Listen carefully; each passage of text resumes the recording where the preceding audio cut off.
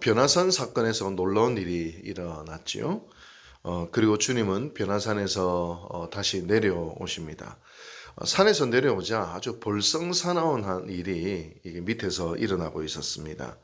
한 사람이 간질로 심하게 고생하고 있는 아들을 데리고 왔는데 산에 있었던 9명의 제자들이 끙끙대고 있는 것이죠. 아무리 애를 써도 고쳐지지 않는 것입니다. 그래서 그 사람이 자기의 아들을 고쳐달라 부탁을 하고 있는 장면입니다. 이를 보시고 예수님은 17절에 이렇게 대답하십니다. 예수께서 대답하여 이르시되 믿음이 없고 패역한 세대여 내가 얼마나 너희와 함께 있으며 얼마나 너희에게 참으리요 그를 이리로 데려오라 하시니라. 지금 주님은 누구에게 믿음이 없다, 패역한 세대다 이야기하고 계시는 것일까요? 제자들에게 말씀하시는 것일까요? 아니면 간질병 걸린 아이의 아버지에게 하시는 말씀일까요? 정답은 둘 다에게 이야기하고 있는 것이죠. 치유하는 것은 치유를 받는 사람의 믿음이 필요하거나 아니면 치유하는 사람의 믿음이 있거나 둘 중에 하나가 사실은 있어야 합니다. 가령 마태복음 9장에 보면 두 맹인이 예수님 앞에 나와 가지고요. 다윗의 자손이여 우리를 불쌍히 여기소서 하니까 네 믿음대로 될지어다. 치유받는 사람의 믿음이 있으니까 주님이 고쳐주셔요. 또 어떤 경우에는 본인이 믿음이 아니라 주변 사람들의 믿음 때문에 고쳐지는 경우가 있어요. 어떤 경우죠? 중풍 걸린 친구를 4명의 친구들이 달고 올렸잖아요. 그러니까 주변에 있는 친구들의 믿음 때문에 중풍병자가 나았어요. 이를 보면 비록 그 사람에게 믿음이 없어도 그 주변 사람들이 함께 기도하고 그 주변 사람들의 믿음이 있을 때 그 사람이 낫는 경우도 성경에 있습니다. 이런 참 얼마나 그래서 기도하는 친구가 있고요. 믿음이 있는 영적인 동지들이 있는 것이 얼마나 큰 축복인지 모르겠어요. 반면에 치유하는 사람이 믿음이 있을 때에 그때 또 고쳐지는 경우가 있습니다. 마가복음 6장에 보면 주님이 제자들을 파송하시면서 그들의 권능을 주시죠. 믿음을 주십니다. 그러자 제자들이 마을 가는 곳곳마다 기적이 일어나요. 귀신이 쫓아나가고 병자가 고쳐지는 그런 일들이 나죠. 고치는 자의 믿음이 있을 때 또 이 일들이 일어납니다. 치유받는 사람의 믿음이 있거나 아니면 주변 사람들에게 믿음이 있거나 치유하는 사람에게 믿음이 있거나 어디든 믿음이 있기만 하면 이 일들이 일어난다라는 것이죠. 근데 오늘 아무 일도 일어나지 않습니다. 그 말은 다시 말하면 간질병 걸린 아버지의 믿음도 없었다는 것이고 제자들에게도 믿음이 없었다는 것입니다. 그러자 제자들이 한 가지 의문이 들었습니다. 주님, 마가복음 6장에서 예전에는 주님이 우리를 돌식작지어 보냈을 때 이런 기적이 일어났는데 왜 지금은 이런 기적이 일어나지 않는 것일까요? 그러자 조용히 묻는 제자들에게 주님이 20절에서 이렇게 대답하십니다. 이르시되 너희 믿음이 작은 까닭이니라. 진실로 너희에게 이르노니 만일 너희에게 믿음이 겨자씨 하늘만큼만 있어도 이 산을 명하여 여기서 저기로 옮겨지라 하면 옮겨질 것이요 또 너희가 못할 것이 없으리라. 유추해 볼 수가 있습니다. 제자들은 아마도 그때에 어떤 일이 있었냐면 주님이 그때 이제 그들이 믿음으로 과거에 기적이 일어났잖아요. 믿음으로 기적이 일어났는데 지금 여기서는 믿음을 붙든 것이 아니라 과거의 경험을 붙든 것 같아요. 과거의 경험을 붙들었습니다. 제가 예전에 이제 그 30대 후반에 서울에서 청년 사역을 하고 막 이럴 때 청년들이나 중고등부 부계를 많이 갔어요. 그때 가면은 이제 뭐 방언도 터지고 입신도 하고 뭐 그런 귀신도 쫓아가고 희한한 일들이 많이 일어났거든요. 근데 안 되면 안 될 때가 있는 거예요. 왜 그러냐면 그때는 믿음 속에서 선포했는데 그때는 옛날에도 이런 일이 일어났으니까 이번에도 일어나겠지 하는 순간 그 일들이 일어나지 않는 것을 경험을 했습니다.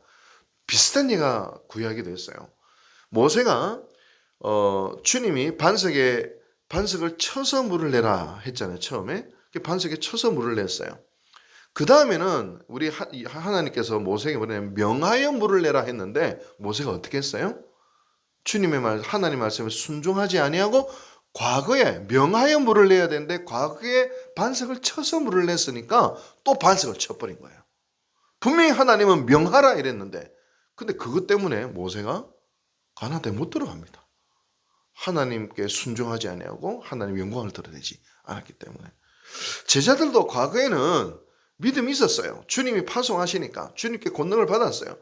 근데 지금은 믿음 속에서 그 일을 행한 것이 아니라 과거에 이랬으니까 이번에도 이래 되겠지, 그렇게 생각을 했는지도 모르겠습니다.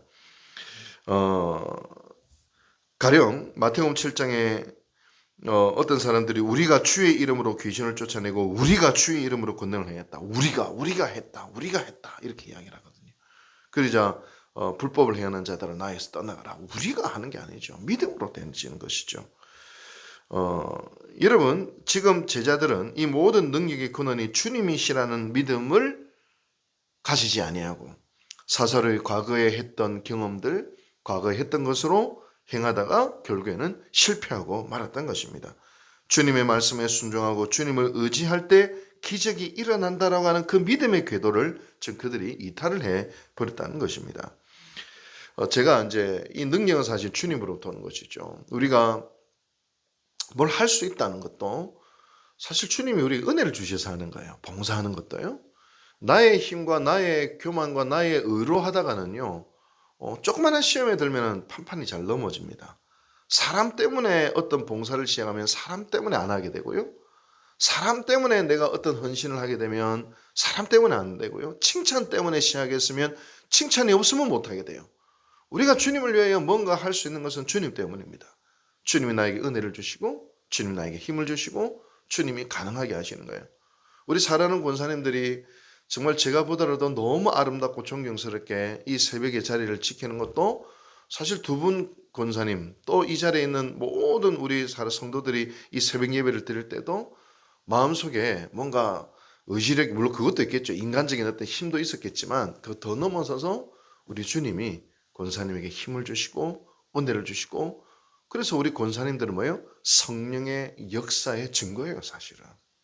거기에 대해 감사할 수 있게 되길 바랍니다. 아, 오늘도 나에게 성령께서 나와 함께 하시는구나. 오늘도 성령께서 나와 함께 하셔서 주의 일을 하게 하시고, 성령께서 내 안에 힘을 주셔서 새벽기도를 드리게 하시고, 오늘도 주님의 성령이 나를 지금 내 안에서 역사하고 계시는구나. 와, 지금 이 성령의 역사입니다. 할렐루야. 그러니까 제가 더 감동이 돼요. 지금 더 성령의 역사다. 지금 이 자리는 성령의 역사이다.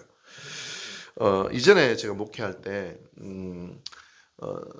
이제 그 성도들과 함께 일본에 그 순교자 성지순례를 간 적이 있습니다. 굉장히 은혜스럽습니다. 저도 한번 우리 교인들과도 한번 가보고 싶은데요. 성도들이 굉장히 은혜를 받았는데, 일본에 순교자 순례를 가면 일본 기독교인들이 정말 잔혹하게 순교를 당합니다. 일본 사람들의 잔혹성이 거기서도 나타나요.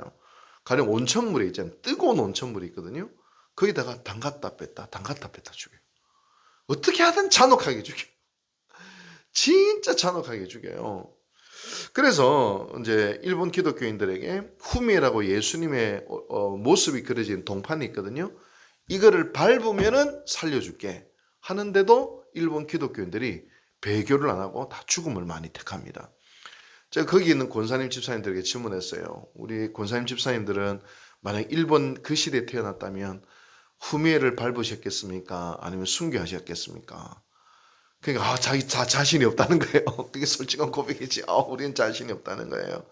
제가 뭐라고 말씀드렸냐면 이런 이야기를 했어요. 예전에 6.25가 일어났을 때 많은 목사님들이, 큰 교회 목사님들은 오히려 부산에 다 도망가 버리고 오히려 작은 교회 목사님들, 장로님들, 이분들이 교회를 지키다가 다 순교를 했거든요. 순교할 수 있는 힘은 뭐냐? 내 힘으로 내 의지력을 하는 게 아니라, 만약 우리가 순교할 수 있다면 내 안에 계시는 성령께서 능력 주실 때 우리는 순교할 수 있는 거예요. 나의 어떤 호기로움으로, 나의 어떠함으로 우리가 순교를 할 수 있는 것이 아니라, 우리 순교도요, 내 안에 성령께서 우리로 하여금 순교할 수 있도록 해주시는 겁니다. 오늘 우리들이 새벽 기도에 정말 성실하게 나와 주님 앞에 무릎을 꿇을 수 있는 힘도 성령께서 주셨듯이 말이죠.